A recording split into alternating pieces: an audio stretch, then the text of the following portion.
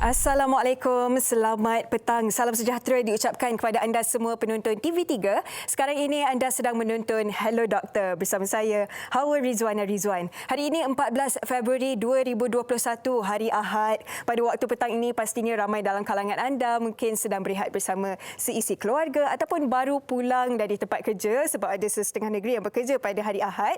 Selamat berehat kami ucapkan dan kami doakan yang baik-baik sahaja untuk anda. Dan paling penting kami berdoakan semoga anda semua penonton TV3 sihat walafiat insya-Allah. Pada hari ini di Hello Doktor kami bawakan satu topik yang harusnya kita sama-sama ambil iktibar dan harus ikuti sepanjang perbincangan pada hari ini. Sebab lazimnya kalau dengar je perkataan kanser pastinya mengerikan kerana ramai dan umum tahu bahawa kanser ini antara penyakit yang boleh membawa maut. Dan biasanya kita bincangkan mengenai kanser yang melibatkan golongan yang lebih dewasa ataupun lebih berumur. Jarang sekali kita dengarkan kanser dalam kalangan kanak-kanak.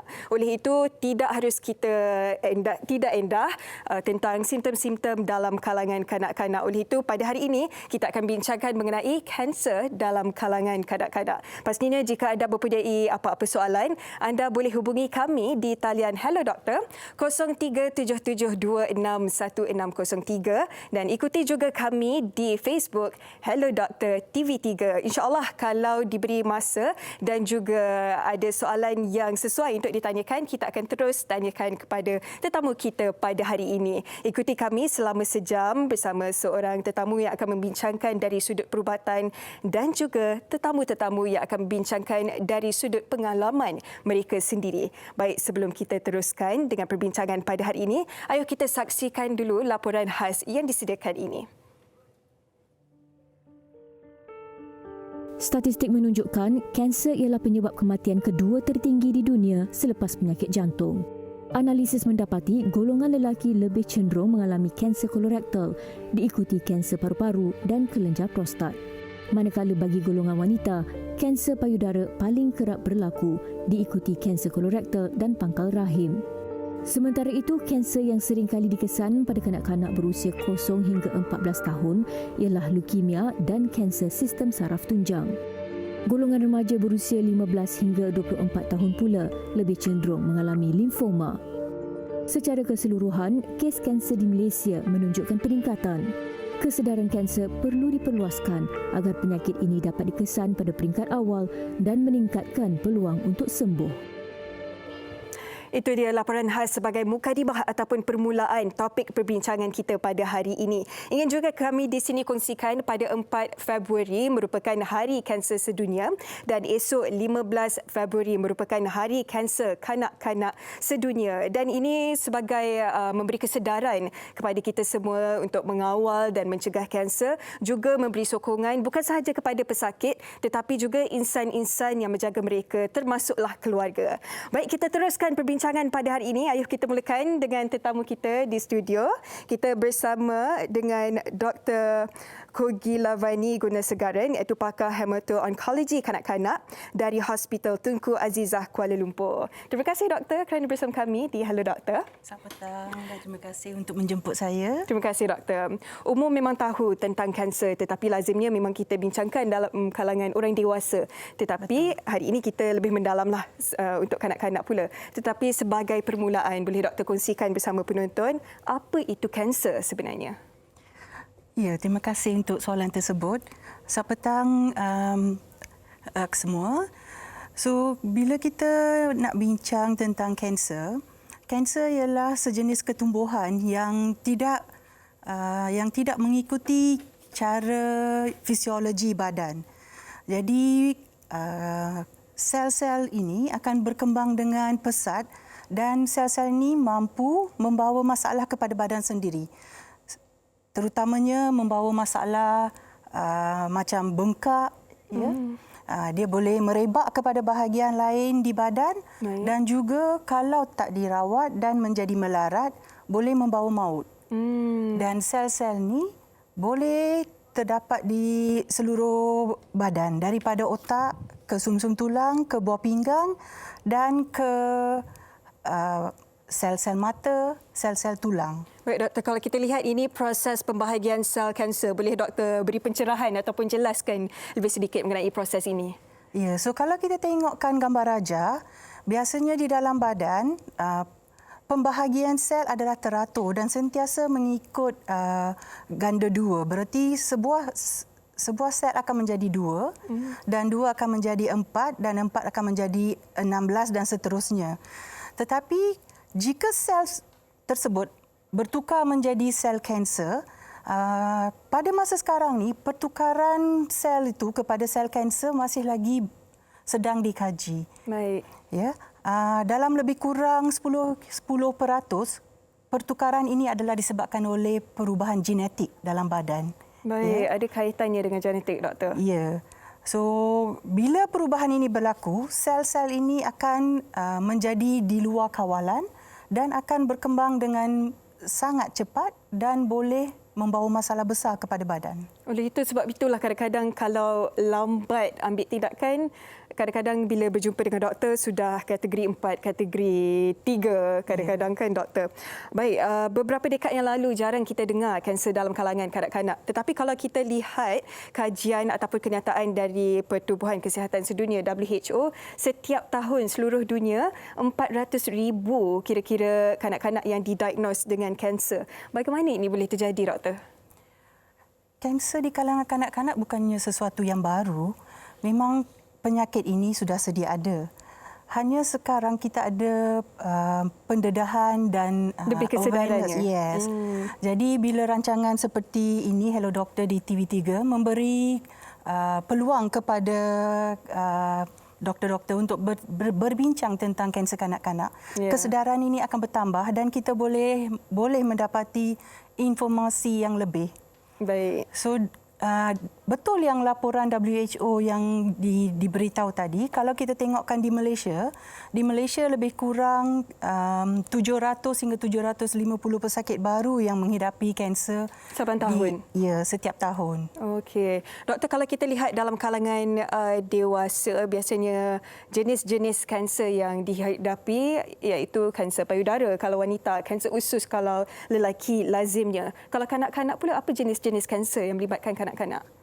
Ya, kalau kita tengokkan jenis kanser di kalangan kanak-kanak adalah amat berbeza berbanding dengan dewasa. Kanser yang berlaku di kalangan dewasa jarang berlaku untuk kanak-kanak. Penyakit kanser yang paling utama ialah penyakit leukemia, iaitu sejenis kanser darah. Okay. Ini diikuti dengan kanser otak. Baik. Ya, kemudian kanser limfoma dan kanser mata dan kanser tulang. Itulah turutannya, itulah jenis-jenis kanser yang kaitannya dengan kanak-kanak.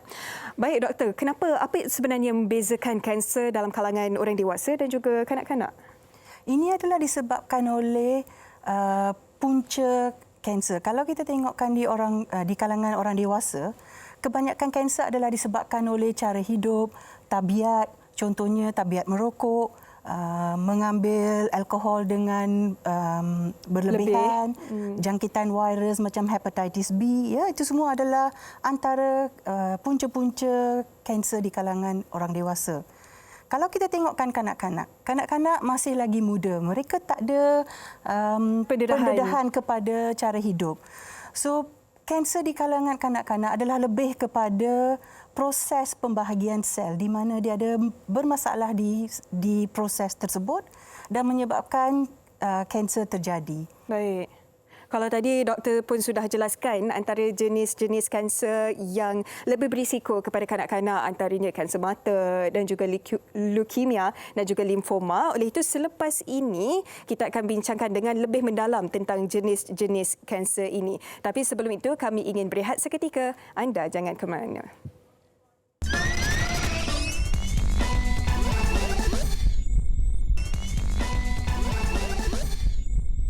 Kanser dalam kalangan kanak-kanak itu yang dibincangkan pada hari ini. Jika anda mempunyai apa-apa soalan, anda boleh terus hubungi kami di talian Hello Doktor 0377261603. Ikuti juga kami di Facebook Hello Doktor TV3. Masih bersama kita Dr. Kogi. Tadi doktor ada sebut tentang faktor genetik kalau kanser melibatkan kanak-kanak ini. Boleh doktor terangkan dengan lebih lanjut? Ya, kalau kita nak tengokkan penyakit kanser, Sebagai contohnya kita ambil kanser mata ya. Penyakit kanser mata retinoblastoma. Penyakit yang ini adalah berlaku kepada kanak-kanak yang baru lahir sampai ke umur teenager. Ya, 10 tahun, 12 tahun. Seterusnya tak ada penyakit retinoblastoma di kalangan orang dewasa. Ya, dan kita sudah kenal pasti retinoblastoma ni adalah berkaitan dengan sejenis jin kita panggil RB gene. Ini adalah jin yang terdapat pada badan sendiri dan ini boleh menjadi keturunan. So biasanya kalau ada sesiapa pesakit yang ada penyakit retinoblastoma, kami akan syorkan kita buat ujian genetik untuk mengenal pasti jin ini. Kemudian kita akan cek keluarga mereka dan adik-beradik. Okey. Dan ini adalah salah satu penyakit klasik yang ada berkaitan dengan genetik. Yes. Doktor, kalau kita lihat golongan dewasa, biasanya kalau kita sakit, kita pun lebih peka, kita lebih alert dan kita lebih diberi kesedaran. Tetapi kanak-kanak, mereka tak sedar mereka dalam kesakitan mungkin mengalami simptom-simptomnya. Bagaimana untuk ibu bapa tahu anak-anak mereka mempunyai simptom ataupun tanda-tanda awal kanser, doktor? Ya, betul apa yang Cik Hawa beritahu tadi ya. Kanak-kanak perlukan pengawasan daripada ibu bapa. Antara tanda-tanda yang perlu ditahu ya ialah kalau kita ambilkan penyakit leukemia, simptom awal yang kita perlu tahu ialah kanak-kanak tu akan menjadi pucat, demam. Demam ni demam berterusan, bukan demam untuk 2-3 hari ya. Untuk semua jenis kanser itu Ini tanda-tanda untuk awalnya? terutamanya untuk leukemia dan saya akan beritahu untuk penyakit kanser yang lain. Kalau leukemia limfoma, kanak-kanak tu boleh menjadi pucat ya. Demam yang berterusan berarti lebih daripada seminggu walaupun sudah jumpa doktor, sudah ambil antibiotik ya, demam tak hilang-hilang. Boleh dapat tanda-tanda bintik-bintik merah, tanda-tanda lebam atau pendarahan yang luar biasa daripada hidung, mulut ya. Atau sakit sendi-sendi, sengal-sengal, perutnya menjadi kembung ya, membesar. Kadang-kadang juga boleh kita dapati benjol-benjol pada celah ketiak, leher ya, itu adalah bengkak noda limfa. Oh, ya, itu yang dikatakan tanda-tandanya sama seperti tanda-tanda trauma tumpul yang dikatakan di beberapa artikel lah, tanda-tandanya kadang-kadang tidak begitu jelas, sama seperti lebam-lebam yang lain juga ya, doktor? Ya, kita kena lebih berhati-hati bila kita nampak lebam-lebam sebab lebam-lebam tu pun boleh disebabkan oleh penyakit darah.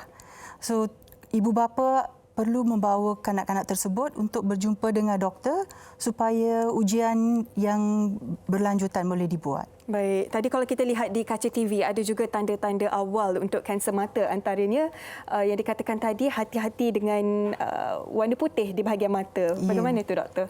So tanda awal untuk kanser mata adalah bila kita ambil gambar, biasanya sekarang ramai yang suka mengambil gambar anak ya. Yeah. So pada masa sebelum kamera-kamera moden yang canggih, kita ada kamera yang boleh dapatkan red reflex. You know, you ambil gambar, you nampak refleks merah pada mata. Ya.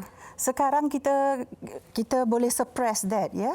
So bila kita ambil gambar, kita dapati anak mata mereka berbeza. Kiri dan kanan? Kiri dan kanan tak sama. So kalau ada perbezaan, ya, di sini kita menunjukkan putih, image dia putih. Ya. Kalau terdapat image putih, kita mesti membawa anak tersebut untuk berjumpa dengan doktor mata untuk mendapat pemeriksaan yang lebih lanjut. Supaya doktor mata tu boleh membuat pemeriksaan untuk nampak mata di dalam, iaitu retina, di mana kanser ini wujud. Dia tidak jadi pada kedua-dua belah mata, hanya satu sahaja lazimnya? Tidak, possible dua-dua mata pun boleh berlaku. Kalau tidak diberi rawatan ataupun segera berjumpa doktor, apa kemungkinan yang akan terjadi, doktor? So, untuk sebuah kanser, kalau kita tak dapat rawatan yang awal, memang risiko untuk kanser ni melarat adalah tinggi dan bila kanser ni melarat, susah kita nak rawat dan susah untuk disembuhkan. Baik. Jadi memang di sini disarankan supaya ibu bapa boleh membawa kanak-kanak tersebut untuk mendapat pemeriksaan awal di klinik yang terdekat. Okey, baik doktor.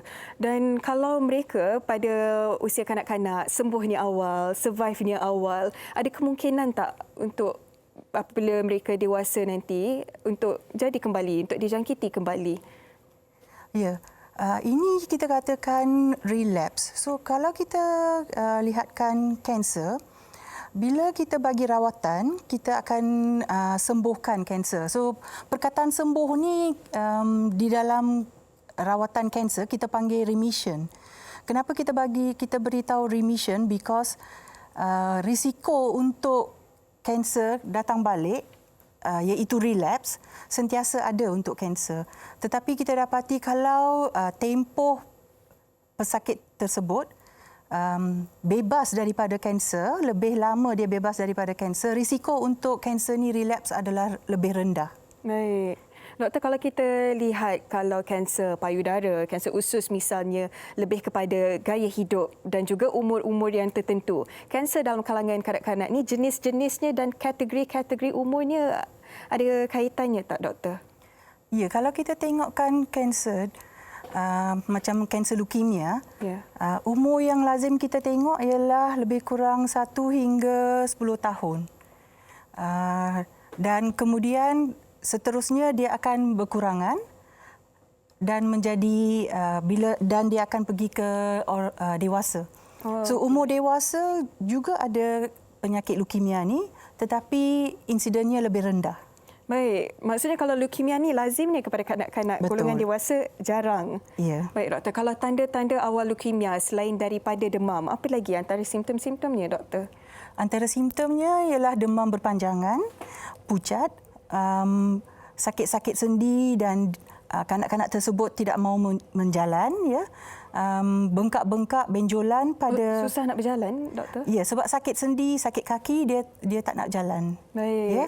Kadang-kadang sendi-sendi tangan pun akan menjadi bengkak dan susah dia nak menggunakan tangan tersebut. Dari segi selera makan seperti biasa ataupun ada bezanya? Ya, selera makan jadi kanak-kanak tersebut akan menjadi boleh menjadi lemah, kita kata merengek, ya, tak aktif, dia nak baring sahaja, lemah, ya, lesu. Bukan sahaja dari fizikal, ya, dari segi emosi juga berbeza, doktor. Ya. Baik, kita juga ada seorang tetamu pada hari ini yang akan berkongsikan pengalaman beliau, iaitu Puan Nur Yuzliana Muhammad Yusof. Hello, Puan Nana. Hello, Assalamualaikum. Waalaikumsalam. Terima kasih bersama kami, Puan Nana. Baik, doktor, difahamkan anak puan bernama Amil Adwa, berumur 5 tahun, telah mengidap kanser pada 10 Julai, didiagnos kanser pada 10 Julai 2020. Boleh Puan kongsikan tak pengalaman Puan Nana dan juga apa yang bermain di fikiran waktu tu? Okey, Assalamualaikum. Saya Amil Adwa. Tahun ni 5 tahun, tahun lepas. Hai. Aku dah lupa. Di sini. Okay. Masa sebelum diagnos tu, sebelum betul-betul diagnos, dalam 2 bulan lah. Bulan 5 sebenarnya dia first sakit. Simptom dia sakit kaki. Bangun tidur dia tak nak, dia tak boleh berjalan. Dia kata dia sakit. Kami pun pelik kan, tapi just kami biarkan sehari mungkin rem bangun tidur ke. Tapi masih tak reda hari kedua. Dan hari ketiga kami bawa ke emergency di hospital. Buat rawatan X-ray. Ambil darah, tapi result semua okey masa tu. Doktor hanya katakan kemungkinan dia ada masa growing pains untuk kanak-kanak membesar. Tapi benda ni berlarutan sehingga yang kali ketiga kami bawa sekali lagi hospital yang sama. Lama juga kami tunggu result buat detail punya X-ray dan baru dapat nampak kelihatan ada seperti tumpukan putih di tulang kaki. Baik, Puan Nana, berapa lama sebenarnya lepas jumpa doktor buat kali pertama, jumpa pula buat kali kedua? Berapa lama Puan mengambil masa untuk berjumpa dengan doktor? Yang first symptom bulan 5, masa tu PKP kan, so kita tak ada pergi mana pun. Then kali kedua kami pergi klinik biasa sebab kami dah pergi yang hospital kali pertama. kata result okey, so kami rasa dia demam dan mungkin dia nak membesar. Tapi dia still berlarutan, nampaklah perubahan badan dah susut. Muka pun baru perasan pucat sebab tak jumpa ramai orang. Bila dia berjumpa orang akan tegur macam kurus dan nampak pucat. So kali ketiga tu macam jadi lagi tu kami bawa sekali lagi lah sebab kita risau kan sebab benda ni berpanjangan. So lah. Baik, awal-awalnya tanda-tandanya tidak mahu berjalan. Adakah tanda-tandanya semakin kritikal ataupun sama sahaja? Ya macam ni kalau dia sakit, dia akan sakit dalam masa seminggu lah. Seminggu lebih macam tu dia tak boleh berjalan. Dia akan menginsut. Tapi kita tak nampak dekat kaki dia, kalau ikut pandangan mata saya, tak ada perubahan, tak ada tanda lebam. Tak ada macam kelihatan bengkak. Tapi dia memang tak boleh jalan. Dia akan menangis kalau saya suruh luruskan sebab kita ingatkan dia budak-budak. Mungkin dia nak attention ke apa ke. Tapi memang dia tak boleh bengkok. Kalau kita bengkokkan kaki dia akan menangis lah. Tapi lepas tu dia akan boleh berjalan, cuma dia tak aktif. Ya. Memang dia anak yang sangat aktif, paling aktif sekali. Adakah Amil anak sulung? Anak kedua. Anak kedua. Daripada berapa beradik, Puan? Dua je. Dua. Baik, bagaimana perasaan Puan ketika itu dan bagaimana Puan mengharunginya sampai sekarang? Tipulah kalau kata gembira dengan berita macam tu kan. Mula-mula tu macam memang terkejut, sangat sedih sebab kecil lagi, masa tu umur dia 4 tahun, tak pernah terlintas akan benda ni akan jadi kat kita. So kita rasa macam satu penyakit yang sangat bahaya, kritikal, yang semacam susah nak sembuh. Tapi bila doktor terangkan yang sebenarnya leukemia common untuk kanak-kanak. Kita rasa dia rare tapi dia common untuk kanak-kanak. Dan dia bagi tahu risiko bila untuk A2 dia acute lymphoblastic leukemia, standard risk. So dia bagi percentage dalam kalau untuk A2 standard risk tu maksudnya percentage dia untuk sembuh tinggilah. So kami rasa sedikit lega walaupun sebenarnya masih lagi risau lah. Ya. Bagaimana Puan fahamkan Amil A2 tentang apa yang dialaminya tu?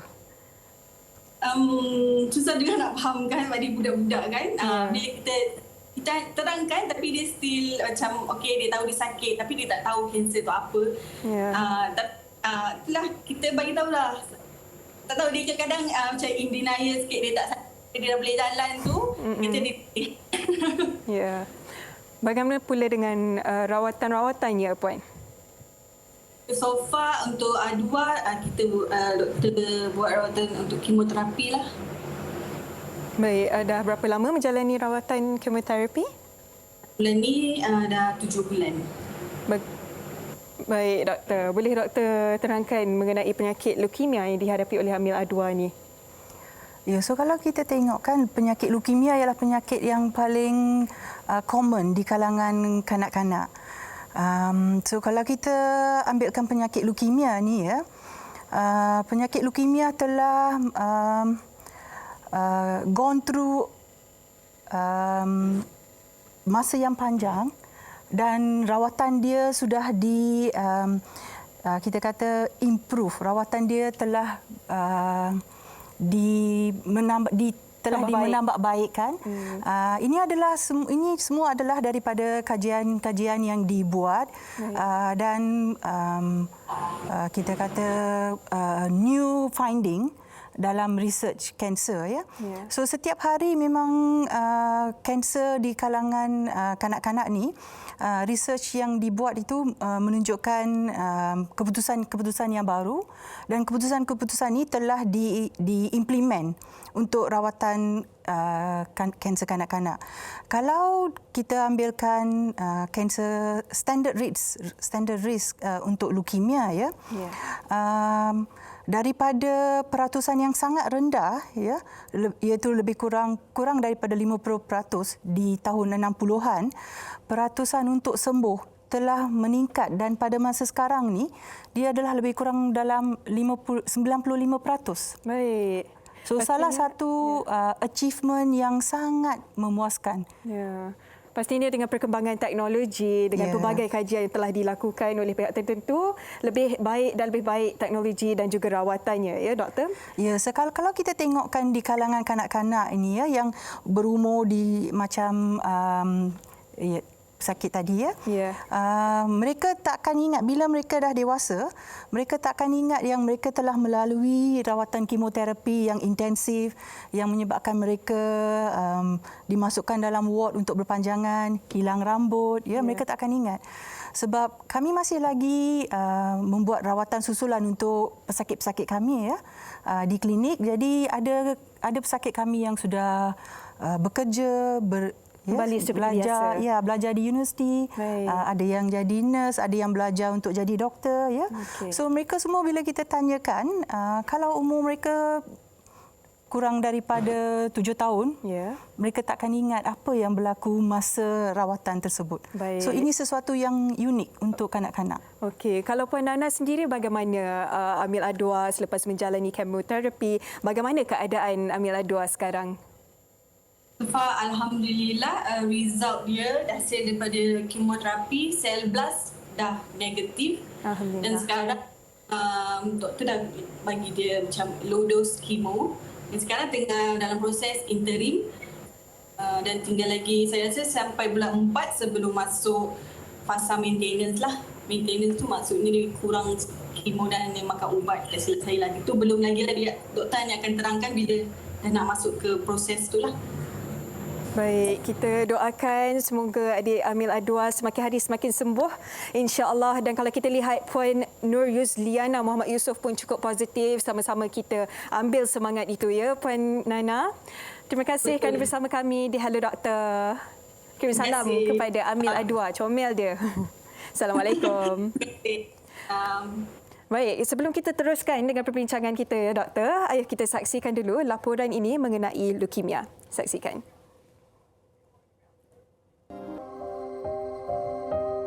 Leukemia ialah sejenis kanser darah yang bermula dari sumsum tulang. Ia merupakan kanser yang paling kerap berlaku dalam kalangan kanak-kanak. Fungsi sumsum tulang ialah untuk menghasilkan darah. Sel-sel leukemia merupakan sel kanser yang luar biasa dan berupaya membiak dengan cepat serta hidup lebih lama. Oleh sebab itu, sel-sel leukemia mampu menghapuskan fungsi sumsum tulang dan menghalang penghasilan sel darah yang normal. Terdapat dua jenis leukemia yang utama iaitu acute leukemia dan chronic leukemia. Acute leukemia ialah sel kanser yang kurang matang dan membiak dengan pantas. Manakala chronic leukemia pula daripada sel kanser yang matang dan membiak dengan perlahan. Jika tidak dirawat, pendarahan yang serius boleh berlaku seperti pendarahan dalam otak atau jangkitan yang serius seperti jangkitan bakteria dan kulat. Dalam setengah kes, leukemia mungkin membawa maut dalam masa yang singkat.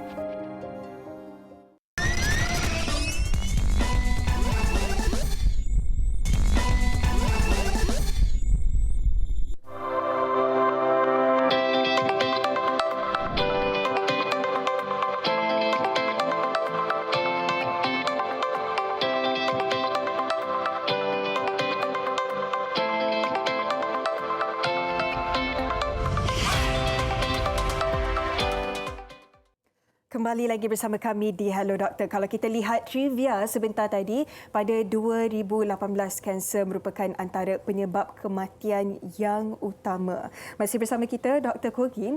Dr. Kogi, kalau kita lihat trivia sebentar tadi kan pada tahun 2018 antara penyebab kematian utama. Boleh Doktor ulaskan sedikit?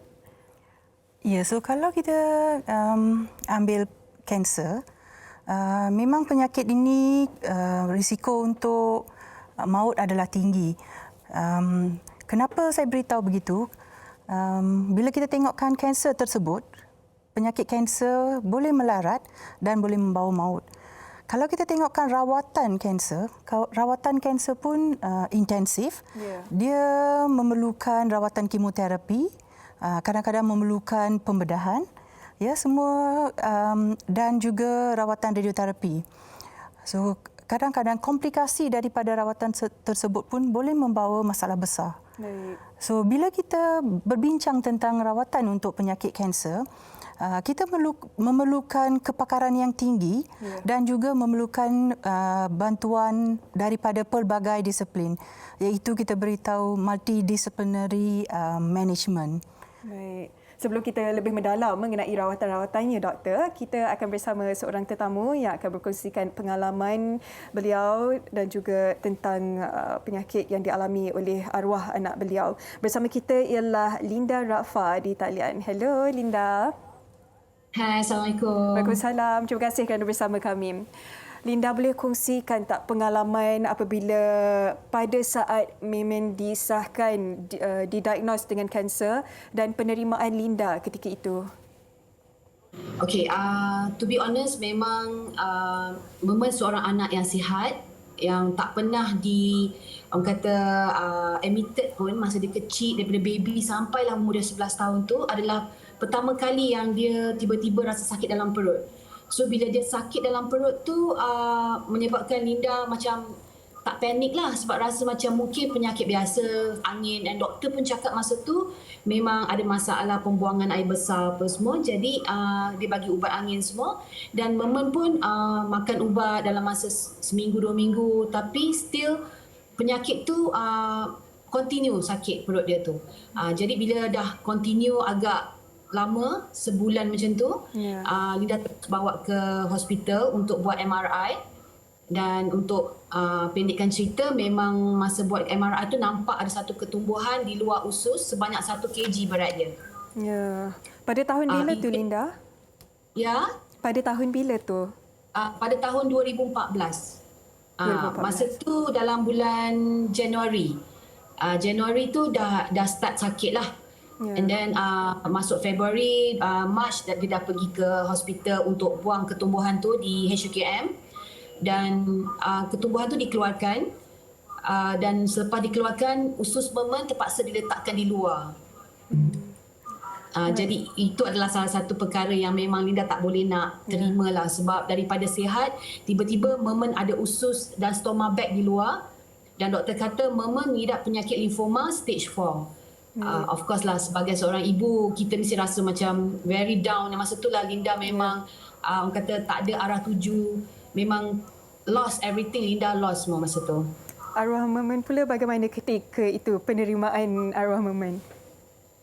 Okey, Memen dia seorang anak yang ceria, yang happy. Okey, tapi bila dia dapat tahu dia kena kanser, dia sendiri pergi ke toilet, menangis, ketuk-ketuk kepala, cakap, "Kenapa Memen? Kenapa Allah pilih Memen? Kenapa Memen yang kena kanser, Mama?" Dia cakap macam tu. Jadi Linda sebagai seorang ibu, Linda bagi kata-kata semangat yang cakap, Memen adalah special. Allah pilih Memen sebab Allah sayang Memen. Memen jangan persoalkan benda ni. Tapi Linda pun tak kuat. Tapi Linda cuba bagi kata-kata semangat supaya Memen tu positif. Tapi dia keep crying lah, nangis apa semua. Dia tengok diri dia and then dia dah kurang bercakap. Dia dah macam lost juga. Rasa macam diri dia, kenapa dia dipersoalkan. Bagaimana Linda sendiri sentiasa beri semangat dan bagaimana Puan Linda pastikan Memen kembali semangat untuk mengharungi rawatan-rawatannya? It's not that easy. Memang tak senang sebab hari-hari Linda dengan dia. Linda yang nampak macam mana keadaan dia pegang stoma bag and then Linda sendiri yang tukar stoma bag tu. Nampak usus dia dan perkara-perkara yang tak pernah Linda buat semenjak Linda hidup sebagai seorang artis, tak pernah tengok pun stoma bag, tak pernah tengok pun usus. Jadi benda-benda semua bukan untuk Memen je, satu perkara yang baru. Untuk Linda juga adalah satu perkara yang sangat berat dan memang sukar nak terima. Tapi kita sebagai seorang Islam, kita kena redha lah. Maksudnya kita kena tahu ini adalah dugaan daripada Allah. Linda cuba bagi kata-kata semangat. Apa yang Linda boleh cakap kat Memen, Memen nak apa? Memen nak makan apa? Memen nak hadiah apa? Itu je yang boleh Linda cakap. Sebab benda lain dah tak ada apa dah tak ada makna untuk dia. Jadi Linda cuma janji dengan dia yang stoma bag tu akan masuk balik dalam perut dia. Usus dia tu akan masuk balik sebelum raya. Sebenarnya doktor dah bagi tahu dah memang benda ni kalau Memen hidup pun mungkin 3-4 tahun lah stoma bag tu. Yang paling penting kan Linda sebenarnya sistem sokongan dan juga doa dan kata-kata semangat kepada mereka Linda. Ya betul. Itu adalah sangat penting sebab bagi Linda bila anak kita sakit keadaan sekeliling tu yang memainkan peranan yang penting. Suami, keluarga, adik-beradik, itu adalah salah satu kata support system yang paling penting sekali. Sebab masa tu memang kita dah lost, kita tak tahu apa yang kita nak buat. Macam Linda pun pergi ke HUKM dengan pakai slipper Jepun, dengan muka tak make up semua. Memang hari-hari Linda hidup macam orang biasa. Linda tak rasa pun orang kenal Linda. Linda jalan macam biasa je. So Linda fikir, I kena cepat ni tengok Memen, takut Memen dah tak ada hari ni. Setiap hari Linda rasa hari terakhir Memen, setiap hari. Dan sampailah ke hari terakhir Memen tu, memang Linda dapat rasa yang Memen akan pergi. Jadi Linda punya jalan, punya laju daripada pintu nak masuk HUKM sampailah ke ward ICU tu, punyalah laju dengan jalan macam nak terbang rasa. Ya. Kita masih lagi mahu berbual dengan Linda, tetapi sebelum tu ya doktor, kita ada soalan daripada rakan selebriti kita mengenai topik pada hari ini. Okay. Hello doktor. Okey, Kak Lina nak tanya, bagi mereka yang mengidap sakit kanser ni, adakah mereka berpeluang untuk sembuh? Itu soalan yang pertama. Soalan yang keduanya, berapakah peratus mereka dapat sembuh daripada kanser? Terima kasih. Baik doktor, kita tak dapat dengar apa yang ditanyakan itu. Tapi kita teruskan bersama Linda dahulu. Boleh Linda kongsikan selepas didiagnose, apa antara rawatan-rawatan yang dilalui oleh arwah Memen? Okey, selepas didiagnose cancer stage 4, doktor sarankan untuk Linda buatkan kemoterapi secepat mungkin. Tetapi oleh kerana banyak nasihat-nasihat lain, cakap hold dulu, Linda hold sekejap dalam masa sebulan untuk bagi alternatif lain, iaitu Linda bagi makan apricot, ubat apricot daripada seorang profesor, doktor juga, dan harga ubat tu RM28,000. Jadi Linda terpaksa sediakan duit untuk beli ubat tu saja. Jadi sepanjang sebulan yang Memen di rumah, Linda bagi Memen makan apricot tu lah untuk dia, dengan harapan kanser tu akan stop daripada merebak. Tapi kuasa Allah tu lebih, kata Allah lebih berkuasa lah. Jadi Memen selepas makan ubat tu habis je, hari terakhir ubat tu, kanser tu keluar balik. Tapi dia bukan keluar di perut, dia keluar di kelenjar, di leher dan di dada dia. Merebak di tempat lain pula ya Linda? Yes, dia kelenjar, dia keluar macam satu ketumbuhan di dada. Kita boleh nampak dia bonjol di dada dan juga di leher. Jadi masa tu Linda dah menangis dah. Linda dah menangis. Linda terus pergi ke HUKM balik. Linda terus cakap dengan doktor yang rawat Memen, cakap, doktor saya minta maaf saya terlambat hantar untuk kemo. Saya nak Memen kemo untuk first lah. And then doktor kata, depan Memen doktor cakap, you are too late, dia kata. So saya cuba je. Saya cuba dan saya harap awak pun berdoa. Masa tu Linda dah memang dah orang kata nak pengsan dah. Even Memen pun dah tak ada senyuman dah kat dia. Doktor cakap macam tu pun dia buat tak tahu je, macam dah tak ada semangat dah macam tu. And then lepas dia kena kemo pertama, hidung dia berdarah, telinga dia berdarah dan buah pinggang dia rosak, badan dia jadi bloated, kembang dan dia kena buat dialisis dan nak masuk kemo kedua tak sempat dan masa tu memang dah meninggal. Ya. Sebagai seorang ibu juga kan, saya pun dekat sini sebab juga mendengarnya. Pasti Linda pun rindu dengan arwah Memen. Dan bagaimana Linda mencari inspirasi untuk menulis novel yang bertajuk Menunggumu di Pintu Syurga? Okey, sebenarnya Hawa, ini adalah buku Memen yang kedua. Dan ini adalah buku yang pertama. Dia dah sold out 150,000 unit. Ida tak minta pun untuk orang beli ataupun memaksa orang untuk membaca, tapi ini adalah salah satu orang kata inspirasi dari diri Linda, semangat untuk Linda nak share dengan orang kat luar sana. That's why Linda keluarkan yang nombor 2 ni, Menunggumu di Pintu Syurga 2. Baru seminggu je launching, 11 hari bulan 2 birthday Linda. Benda ni pun, novel ni pun siap. Tak sangka date hari jadi Linda. Jadi first print dah sold out 10,000 unit, alhamdulillah. Dan Linda cerita semua pengalaman Linda dalam ni, macam mana daripada seorang artis Linda boleh bertukar menjadi seorang nurse di rumah untuk tukar stoma bag Memen. Bukan senang nak gunting stoma bag tu, hanya doktor je yang tahu cara-cara nak potong stoma bag, nak letak dekat usus dia. Dan banyak mimpi-mimpi yang Linda dapat selepas Memen meninggal, Linda masukkan dalam ni, dan juga doa-doa yang Linda amalkan. untuk Linda kongsi dengan orang kat luar sana. Sekurang-kurangnya Linda dapat mengurangkan rasa kesakitan dalam diri Linda bila Linda dapat tahu orang lain tahu apa yang Linda rasa. So macam Linda dah sharing dengan orang lain, so Linda rasa macam lega dan orang dah baca. Contoh macam Hawa baca, Linda dah dapat rasa macam, oh ya Allah, syukur alhamdulillah dah ada seseorang yang dengar rintihan Linda, kesedihan, apa yang Linda harungi, macam tu. Terima kasih banyak Linda. Bukan sekadar berkongsi pengalaman, juga memberi nasihat kepada pembaca. Ya. Linda, selamat maju jaya diucapkan dan happy belated birthday. Selamat hari jadi baru saja ya, 11 Februari. Ya, sekarang dua. Harap kita dapat jumpa lagi insya-Allah. Jaga diri Linda. Terima kasih atas perkongsian. Assalamualaikum. Baik, kami di Hello Doktor ingin berehat seketika, kembali selepas ini.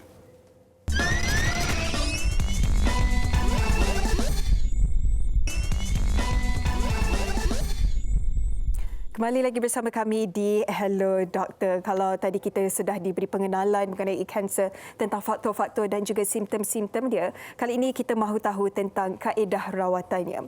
Doktor, pasti ramai juga yang tertanya-tanya, adakah kanser ini boleh sembuh tanpa kemoterapi, Doktor? Ya, kalau kita tengokkan rawatan untuk kanser, rawatan untuk kanser kanak-kanak, kita ada 3 kaedah. Ya. Yang pertama ialah rawatan kemoterapi, yang kedua ialah pembedahan, yang ketiga ialah rawatan radioterapi. Gabungan ketiga-tiga kaedah pun boleh disyorkan. Ya. Kanser yang berlainan memerlukan approach yang berlainan. Tetapi yang mencabar untuk rawatan kanser kanak-kanak ialah apabila seorang kanak-kanak disahkan menghidapi penyakit kanser, satu keluarga akan mengharungi masalah ini. Sebab ini bukan sahaja melibatkan kanak-kanak tersebut, tetapi macam yang Cik Linda beritahu tadi, ya, seluruh keluarga, ibu bapa, adik-beradik, kawan-kawan. Disebabkan rawatan ini, kanak-kanak tersebut tidak boleh pergi ke sekolah. Ya. Dan juga kanak-kanak ini akan memerlukan rawatan intensif, memerlukan prolonged stay di hospital. So, dia akan miss on aktiviti-aktiviti sosial yang lain. So, ini akan juga. Ya, pembelajaran, aktiviti keramaian, kawan-kawan dia. So, ini akan menyebabkan keseluruhan sistem keluarga akan terjejas. Ya, bukan rawatan fizikal saja, ya, Doktor, juga emosi. Ya, jadi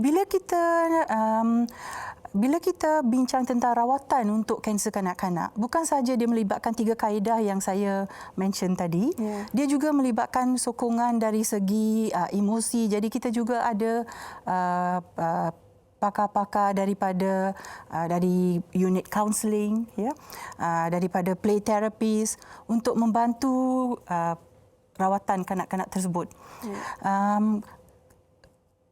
Role yang paling besar juga dimainkan oleh NGO-NGO.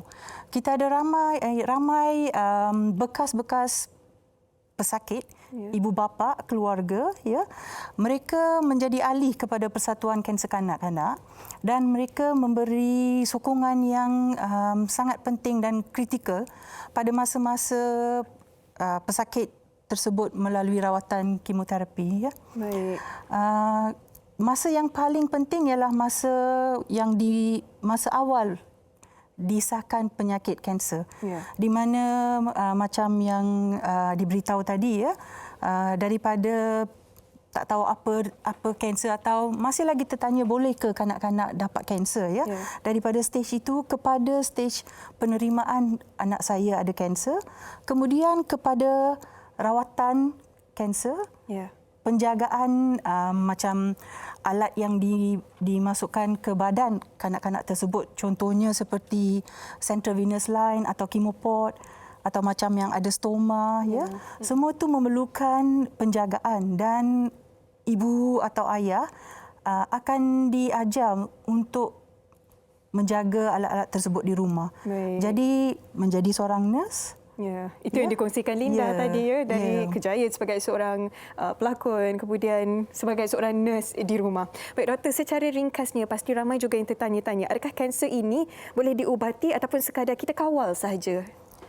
Kalau kita melihatkan kanser di kalangan kanak-kanak, rawatan kami memang bertujuan untuk menyembuhkan kesemua kanak-kanak yang menghidapi penyakit kanser. Boleh sembuh doktor? Itu yang tujuan rawatan kami. Baik. Akan tetapi, rawatan ini kadang-kadang tak boleh membantu untuk menyelamatkan nyawa disebabkan beberapa faktor. Satu ialah penyakit tersebut. Baik. Kanser ada jenis kanser yang agresif.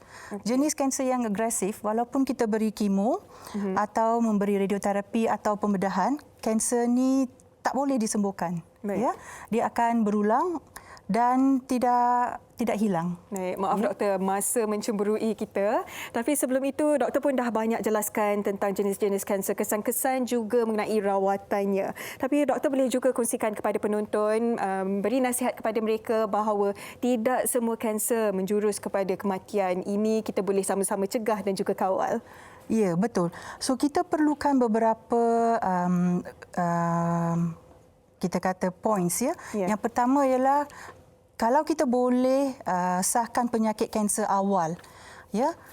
Dan kedua, mendapatkan rawatan awal iaitu rawatan yang disyorkan oleh doktor. Kalau boleh mendapatkan rawatan di pusat-pusat yang menyediakan rawatan ini sebab macam yang saya beritahu tadi, kepakaran yang tinggi diperlukan dan ini melibatkan multidisciplinary management ya. Betul. Antara yang perlu dilakukan bukan sahaja penjagaan dari sudut rawatan tetapi juga dari sistem sokongan, dari penjagaan emosi dan sebagainya. Terima kasih banyak-banyak doktor kerana bersama kami. Pastinya penonton Hello Doktor pun diberi pencerahan dengan penjelasan dengan lebih lanjut mengenai kanser dalam kalangan kanak-kanak. Kepada anda juga terima kasih kerana setia bersama kami selama sejam di Hello Doktor. Apapun ingin juga kami memberi pesanan kepada anda, jaga diri, jaga kesihatan anda. Hello Doktor akan kembali lagi pada minggu hadapan pada jam 5.30 petang hari Ahad. Terima kasih. Saya Hawa Rizwan. Assalamualaikum.